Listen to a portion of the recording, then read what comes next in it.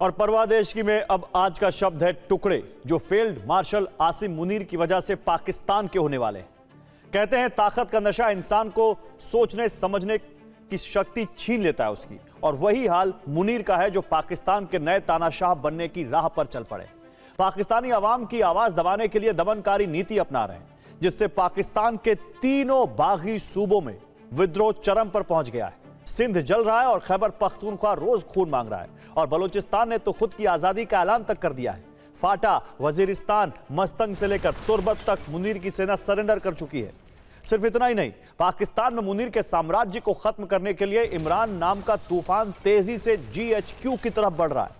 हालात यह है कि मुनीर का सिंहासन डोलने लगा है। जो ताकत 2025 में उन्हें मिली, अब नए साल पर उसी ताकत के दुष्परिणाम में मुनीर का किला भस्म होने वाला है। आखिर पाकिस्तान में 1971 वाले हालात क्यों बन रहे हैं?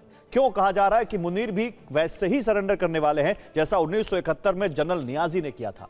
आइए आपको इस रिपोर्ट में दिखाते हैं। इमरान की आजादी को लेकर उठे तूफान ने अब मुनीर का सिंहासन हिला दिया।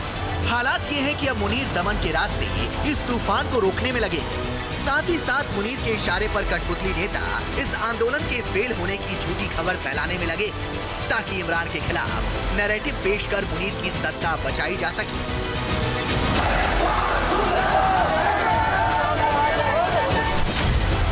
लेकिन अब इमरान समर्थकों ने साफ कर दिया है कि 8 फरवरी से पहले इमरान को रिहा कराकर ही दम लेंगे।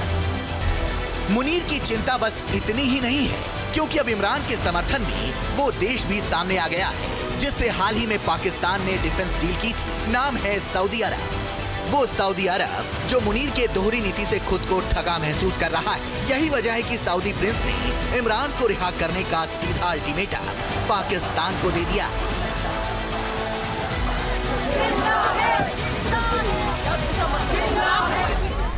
फोर्सेज हैं पाकिस्तान में, रिलीजियस है या जो पॉलिटिकल फोर्सेज है, ये एक अपॉर्चुनिटी का तलाश कर रहे हैं कि सेना के खिलाफ और जो करंट एस्टेब्लिशमेंट है उसके खिलाफ एक मोर्चा खोला जाए। पक्का है कि अगर एक बार मूवमेंट खड़ा हो गया तो मजबूरन पाकिस्तान की आर्मी को अंतर्राष्ट्रीय दबाव में और डोमेस्टिक दबाव की वजह से वहां पर दोबारा चुनाव कराने पड़ेंगे, और PTI को भी चुनाव में पार्टिसिपेट करने के लिए मजबूर होना पड़ेगा।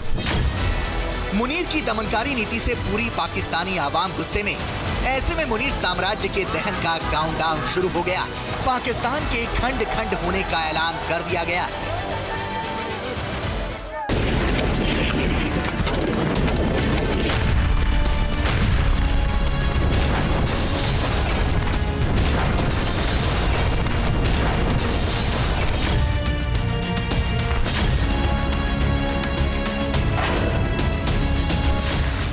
पाकिस्तान में आर पार की जंग है।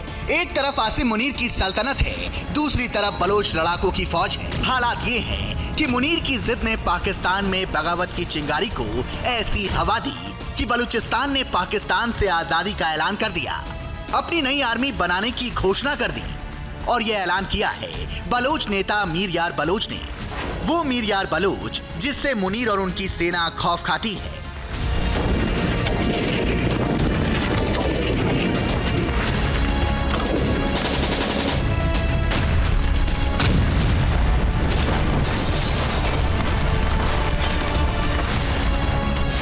दरअसल सोशल मीडिया एक्स पर मीर यार बलोच ने एक पोस्ट किया है, जिसमें पहली लाइन में उन्होंने लिखा है 1 जनवरी 2026 बलूचिस्तान गणराज्य में आपका स्वागत है।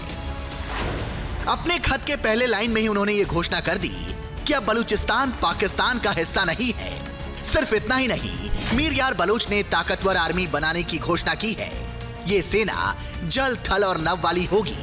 इसमें सैनिकों की संख्या 5 लाख होगी। मीर यार बलोच की घोषणा के बाद पाकिस्तानी सेना में हड़कंप मचा है। यानी बलूचिस्तान के विद्रोही गुट 5 लाख की बलोच आर्मी बनाएंगे। 5 लाख की बलोच आर्मी बनाकर पाकिस्तान से सीधी जंग लड़ेंगे। 2026 में ही बलूचिस्तान को पाकिस्तान से आजादी दिलाने के लिए जंग के मैदान में उतरेंगे और पाकिस्तान से किसी देश की सेना के जैसे जंग लड़ेंगे।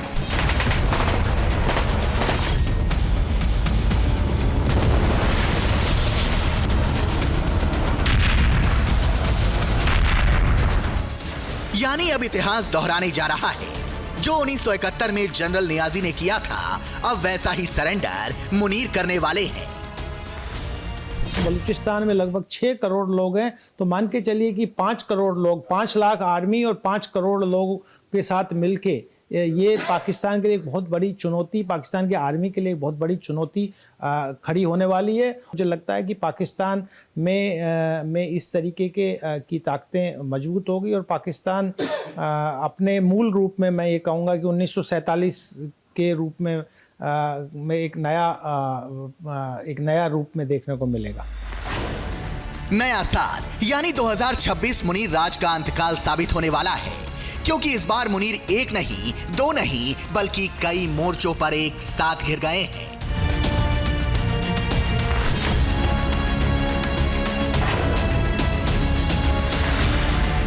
पाकिस्तान के अंदर इमरान खान समर्थक और पाकिस्तानी आवाम ने मुनीर के खिलाफ जंग छेड़ रखी है। वहीं बलूचिस्तान से लेकर खैबर पख्तूनख्वा में पाकिस्तानी सेना ने सरेंडर कर दिया है, यानी पूरा पाकिस्तान तबाही के कगार पर खड़ा है।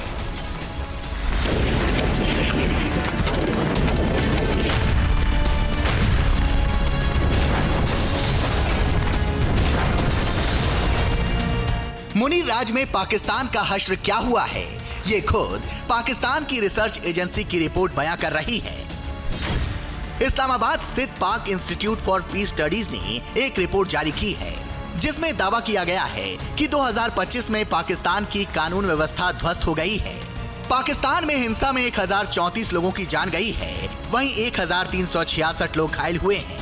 2025 से हर दिन 4 आतंकी घटनाओं में 9 से ज्यादा पाकिस्तानी अपनी जान गंवा रहे हैं।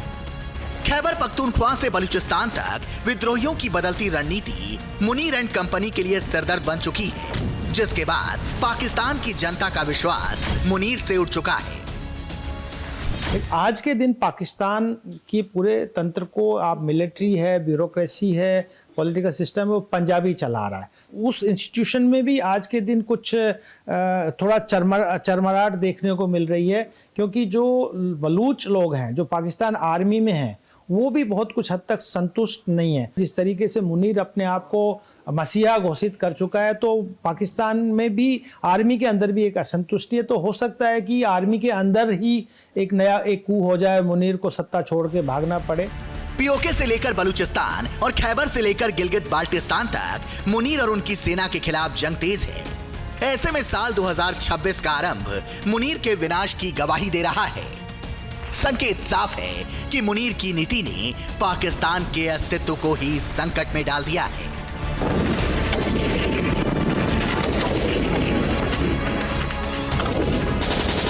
Bureau report, TV9 Bharatvarsh.